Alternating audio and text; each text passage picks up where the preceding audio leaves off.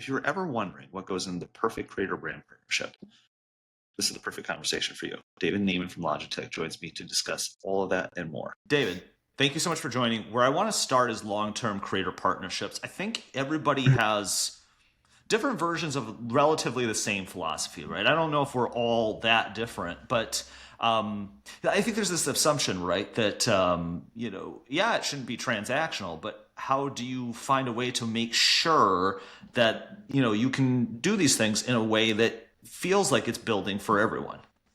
Yeah, right.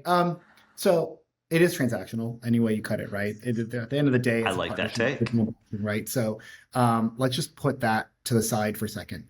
Okay, I come think back to that. for me, for us at Logitech, it's we invest in long-term partnerships. It really is more about quality and fit than quantity. So for us, it's really about how do we enter that partnership in the best Yeah. possible way. And so I think a lot of the work really starts on the brand side. So understanding why you want to engage a long-term partner, understanding who that partner is, and doing the work internally to make sure that like everything is set up in a way for success. If you're not set up internally to manage a long-term partnership, to engage a long-term partner, to grow with them, to help grow them, then that's probably not the right approach for you. And you should stick to, more of your traditional transactional partnership. So I think first and foremost, it starts with having the right mindset internally. I know that sounds obvious, but you'd be surprised. It's a little bit more difficult than you could imagine sometimes because there's so Mm-hmm. many different interests internally in terms of what success is. Let's say you have that right mindset, and so you tick that box right. When you find that right partner, and hopefully you've found that right partner through already being in business together in some sort of capacity, it's really making sure that you have a shared vision. That is one of the most important things, table stakes really, when it comes to building long-term partnerships is are your visions between what you as a brand want to achieve and the story you want to tell aligned with the creator and your partner with who they are, what their community expects from them, and ultimately where they see themselves as well. So having those two things, I think, is table stakes. And then really making sure that the incentives are aligned, right? So at the end of the day, these partnerships are in place to achieve something. So making Yeah. sure that you as a brand understand what you would like to get out of it. And from a creator standpoint, making sure that you know what you want as well. Because I think the one of the worst things that can happen Mm-hmm. in a long-term partnerships if incentives are not aligned or if they're unclear.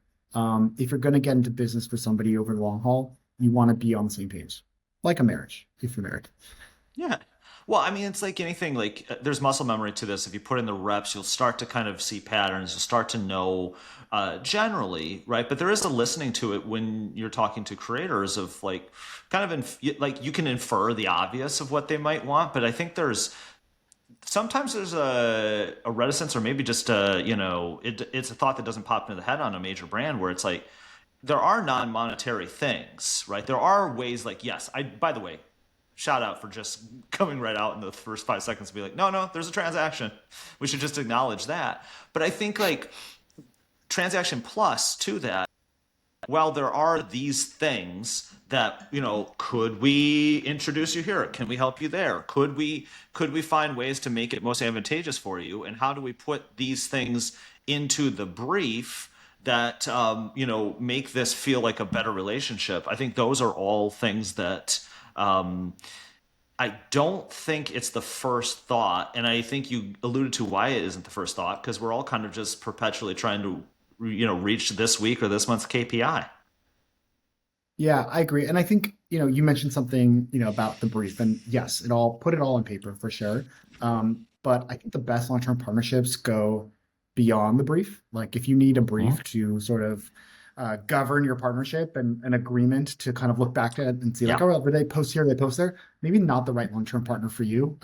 So I think that's also just a really interesting perspective and call out is that build these, if these are a long-term partner for you, even you as a brand, whether you're facilitating this relationship from an agency, build that relationship directly with the creator as well, Hmm. understand what's important to them. And you're right, communication goes without saying, super important. And understanding throughout the partnership that things change, right? Nothing, creators aren't a monolith. Time does move on. You might have started a partnership in sort of one phase and it grows, right? And so continue to have that conversation, continue to have those check-ins. And I think ultimately, like the best partnerships evolve. So, understanding what's important for both sides and being open to evolving and growing and kind of Yeah. moving past maybe like, benchmarks and what you think will work in the beginning in time might have changed. So have that flexibility incorporated into your mindset. And again, the best partnerships, because they have that communication, are likely to be able to sort of achieve that result. Well, the only constant is change, especially in the creator economy. And I think there's a through line of people being successful in this that aren't that rigidity just doesn't appear. Like you kind of have to be curious. You kind of have to know what's going on. You have to be willing to kind of just pivot and shift on a dime. Like all those things are apparent.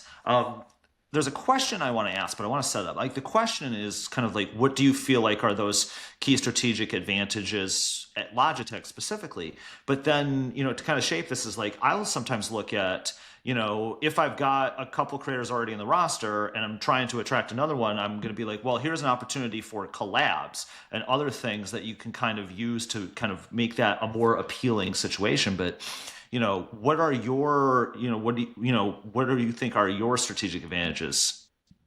Yeah. It's an interesting thought. I wouldn't say we have maybe our sort of secret advantage or strategic advantage is that I think we have a really deep sense of like what works and what doesn't. Yeah. We and just based on the type of brand we are, the types of products we have, the types of communities we reach. For us, it's really more about quantity than quality. So we do scale, but we do it sort of very thoughtfully. And so for us, it's really we have the data, we have all of this obviously years and years of working with creators and understanding what works, what doesn't, what communities respond, what don't. But then Hmm. also the art part of it, right? The part that I hope isn't getting replaced by AI anytime soon is going deeper into these creators' communities, understanding, who they are, what their audience wants. And I think over time, just by doing this, as much as we have, that's sort of like we have a very good frame and prism of like the types of partners and the types of partnerships that work, and the ones that don't. And I think what one of the things that we're always retrospective. I think one of the things that we're trying to do better is how do we, and I mentioned evolution, is like how do we grow these partnerships, right? I think it's totally fine if it's you know, if your budgets and your vision really is around a social first and sports sort of approach. But as we know, creators are much more than that. So when you do find these partnerships that Yeah. really, really work, how do you evolve them? How do they go from, a YouTube or Instagram or, whatever TikTok post to bringing them further into the tent? Is it a collab, co-creation? Are we doing a Hmm. product collab together? Are we, creators have Yeah. lots of interests. How do we help them unlock something that they've always wanted to do? So I think that's another piece of it that, we are always trying to improve on is how do we, going back to the very first thing we said about transaction, like how do we make elevate this beyond just sort of that transactional relationship? And so the deeper you can go, especially with these long-term partners, I think the more value you get and the better received it is with their community. Yeah, because the versus the first time, the fifth time, the 10th time, the 20th time that they're talking about this or doing something with the brand is going to, have a better exponential value. But also they're going to start giving you feedback. And you can always see that there's a feedback loop where it's like, once they've done it a couple times, like, ooh, this might make sense here, or this might feel better, or, kind of allowing for flexibility in the brief, right? The, like you do a good job of this, and like the things I look at, but like I think there are some times if the process is too rigid, right? And what I love is you're talking about it, like you authentically show up, because obviously people they'll know when you're just like you've parachuted in, you're like I don't really understand your space, but I've crunched the numbers and this seems like it makes sense, so why not? But like when you authentically show up in the space, you're able to give a brief or give parameters that will fit.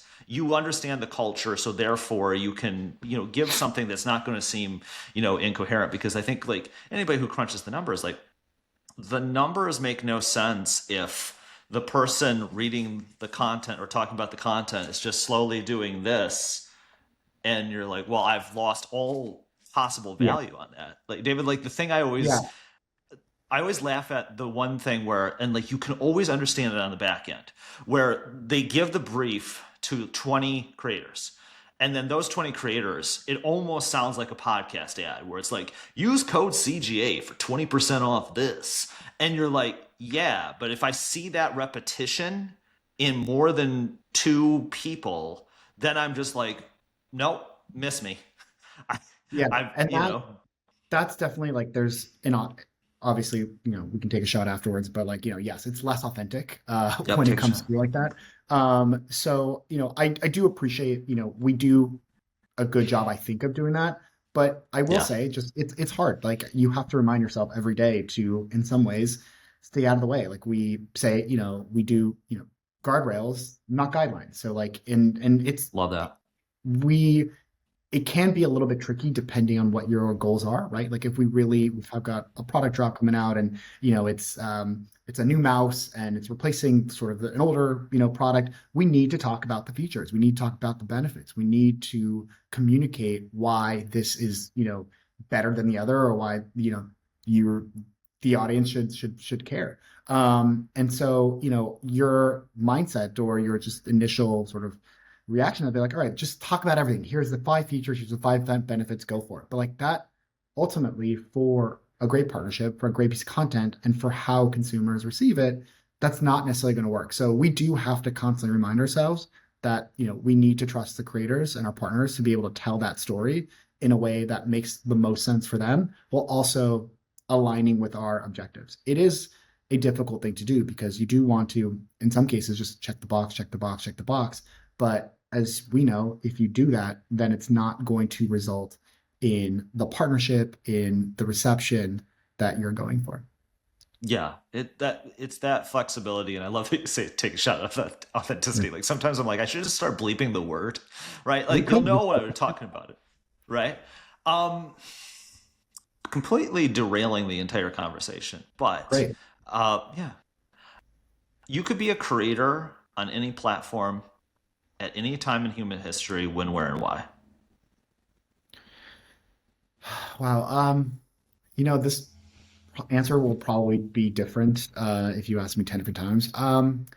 I mean, I think just Yep. maybe because it's top of mind, it's 20 years old. Like, I would love to be one of the first creators to upload to YouTube and build that community. I think what I really appreciate with creators who have sort of resisted the urge of like just going all in on short form or sort of going Hmm. to new shiny object is they've really built, and maybe we take a shot for this word as well. They've really built community. And you can see it. Obviously, from a brand standpoint and a partnership, it could be more of a pricier real estate. But I really, appreciate again how the thoughtfulness of the storytelling, the ability to be able to go deeper and wider. So yeah, I would, love to, be, creator number 7 with video upload number 99.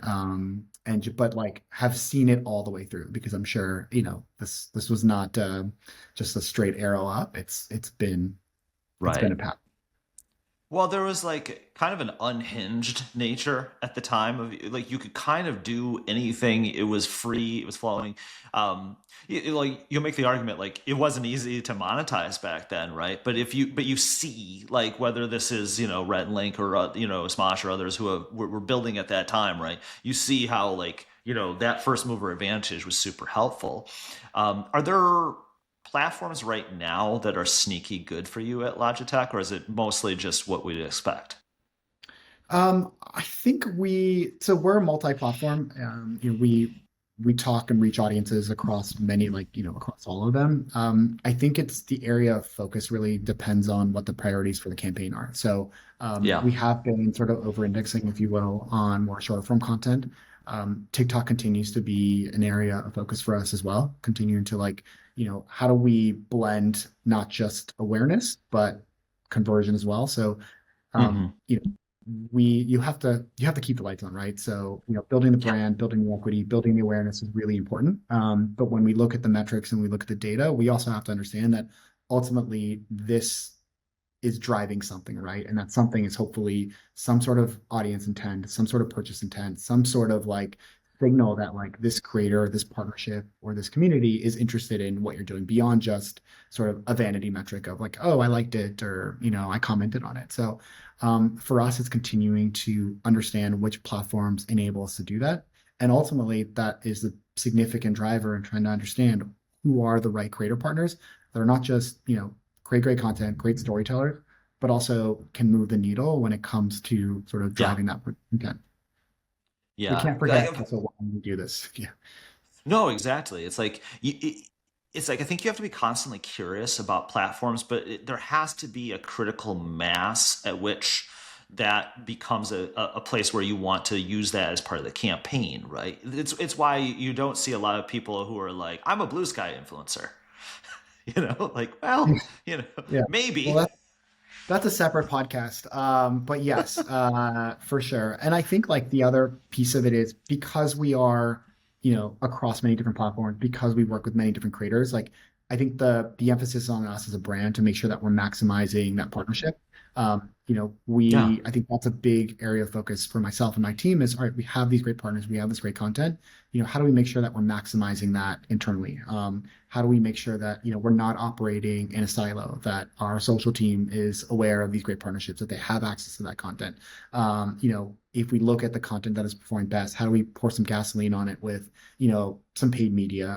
How can that potentially Yep. support our DTX and e-commerce business? So I think that's another big responsibility for any creator team, especially when you're looking at how do you evaluate a successful partnership is, are we maximizing that relationship? Are we doing everything we can to make sure that we're putting the partner and ourselves in the best possible path to succeed? Because if you're just like, hey, and you listen, everybody loves organic success. I hope we all have it. But realistically, organic branded content, it's it's like going to Vegas, let's you hope and pray. Yeah. And you hope and pray based on all the stuff that you've done beforehand to evaluate and validate that this is the right approach. But if there are things that you can do to sort of help that partner and help yourself get there, that's Hmm. really important. I think that's a really critical part of what our team does. Yeah, there's some educated guessing there. There's some patience, right? Like that's part of it. I think the other thing too with Logitech is like you have some products that give you maximum flexibility because like if I'm trying to sell nutraceuticals, that's going to be like really tough with some certain types of creators. Like it's not going to fit at all. I mean, like inherently with some of your products, like anybody who's creating content is probably using Logitech in some way. So that gives you a Yeah, little bit more flexibility. flexibility, a little bit of an advantage. And also, I think that's table stakes for us when it comes to evaluating authentic partnerships. Are you Yeah. already a user of the brand? Are you already a fan of it? Hmm. I will give that advice to any creator who reaches out to us directly. Like if you're say, hey, I love Logitech, and then I go to see your videos and it's really just there's no Logitech anywhere. That's kind of hard to like, split the difference. So yeah, I think we do have that built-in advantage. And I think at the end of the day, like that's where we focus a lot of our storytelling Yeah. is especially when we do it right. We're going away from the product. We're not doing the telling, we're doing the showing. We're showing how our partners are showing how they leverage our tools to do what they do at a very high level. And I think that's again just a daily exercise for us is how do we remove ourselves from the equation somehow so that we show up, but we show up in a way that doesn't supersede the message or doesn't overshadow what the creator themselves are doing. This might be an extension of already what we've discussed, or it might be different. I don't know. I don't want to assume. But are there things that you feel like if we're going to grow the creator economy by 10 times, what are the key things that need to happen? Or are those already occurring? Um, there's a lot that needs to happen. 10 times is a big number, Yeah, I but let's know. go for it. Let's That be would be lofty. nice. Yeah, let's be lofty. So I think a lot about it from the brand side. So starting where all roads lead, which is really starts from the brand, obviously, to sort of agency creator. I think the things that are really top of mind for me is measurement. Probably Yeah. not the sexiest answer, but I think it's an ongoing challenge and an ongoing focus to really understand the true value of these partnerships and going as deep as possible so that you can make these informed decisions moving forward. So I think that is really important. Going back to again full circle, the short term transactional thinking not every brand can do long-term partnerships, and you have to start Hmm. somewhere. I wouldn't recommend jumping into a long-term partnership without initially testing the waters with some sort of short-term approach. But Yes. you can very easily just get stuck in that world. And I think that's really important to kind of like Hmm. take yourself out of. And then I think the other big thing, just to kind of get the creators to, I think, the level where they should be, because, we are in a world of AI, we're in, as the kids say, in a world of potential slop.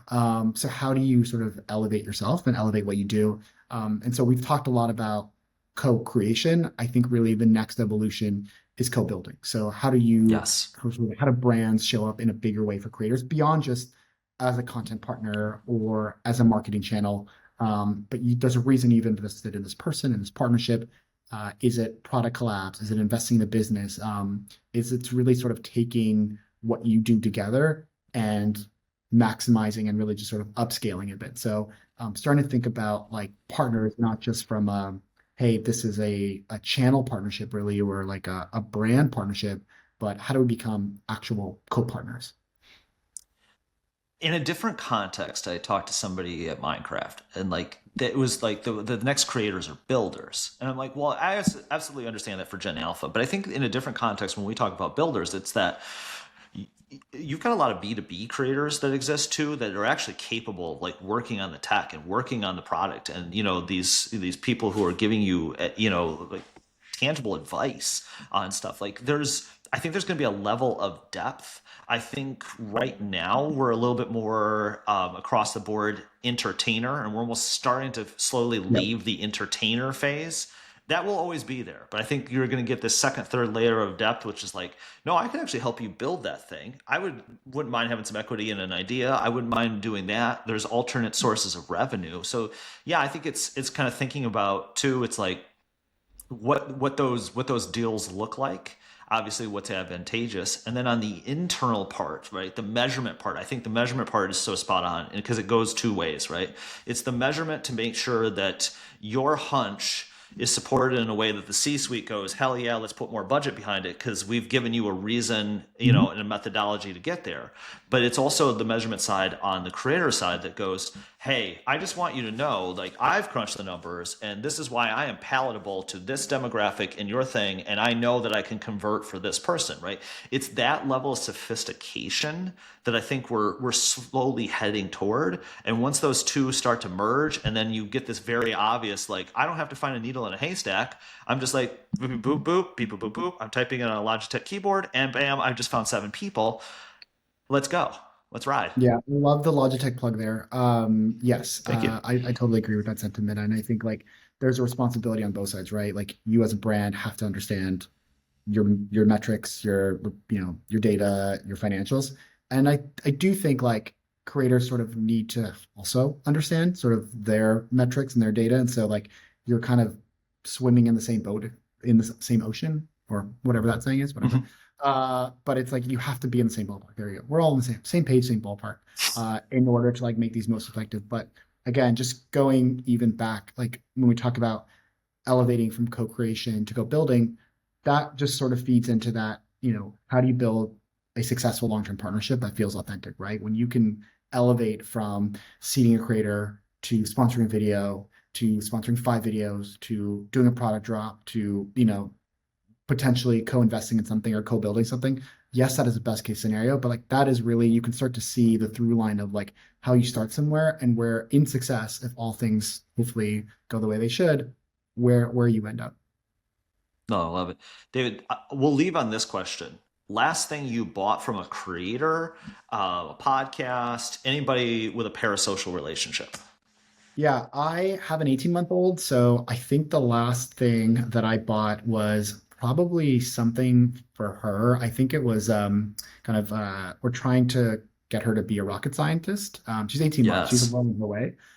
So it's like, these like little toys that kind of represented like famous scientists and stuff. So my algorithm right now is very not what it used to be.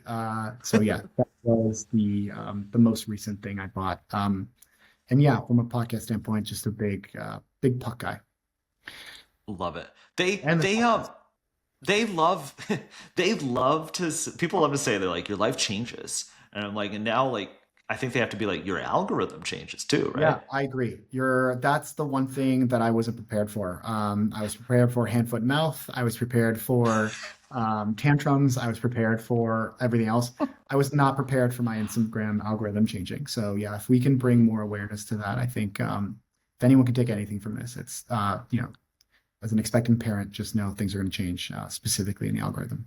We should have recorded this earlier so that Sparkle Megan knew about this on Love is Blind. But Oh yeah, David, Sparkle. Yeah, Sparkle Megan. That story didn't end up the way that I thought it would. But yes, we do have Sparkle Megan and Chicken Smoothie, whatever his name is. oh God, you don't want to try one of those, do you? Because I don't. Oh no, no, no, I no. think that's a one of one. Like One of sometimes one. Yeah. people will have an idea, and like for those who aren't watching, you don't need to see it. But like sometimes you see an idea and you're like, okay, that could work, or I understand your logic, and I'm like, no. I understand the logic. I just the logic and the other part of it that actually turns that logic into like putting the chicken in the smoothie. That part is not simpatico. No. Like I can imagine that texture. Anyway, to leave people on a Yeah. great note, wonderful chatting, David. You as well, Jeff. Appreciate Thanks so this. much. Appreciate you having me.